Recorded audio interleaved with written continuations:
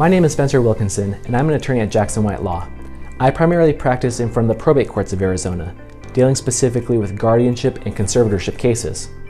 One question that can come up is, what is the process for a conservator to list and sell the protected person's real property? Generally, when the court first appoints a conservator, the court will enter an order restricting the protected person's property from sale, lease, or encumbrance until there's a subsequent order that lifts that restriction. This means that a conservator must have specific court authorization to sell the protected person's property. However, there are some things that a conservator can do before having this specific court authorization. A conservator can work with a real estate agent to list the property. The conservator can even enter into a contract with the buyer to buy the property. It's important, though, that the contract has a provision that says the contract is contingent on court approval.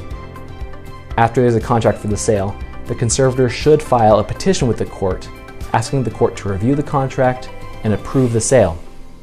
The court will set a hearing on the petition, and the conservator will need to make sure all interested people receive notice of that hearing.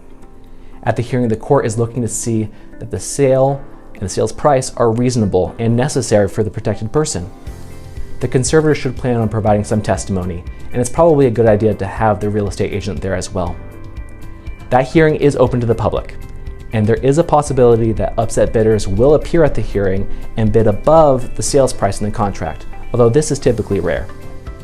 If the court finds that the sale is reasonable and necessary and in the protected person's best interests, the court can approve the contract, lift the restriction, and let the conservator move forward to sell the property. This can be a very confusing process.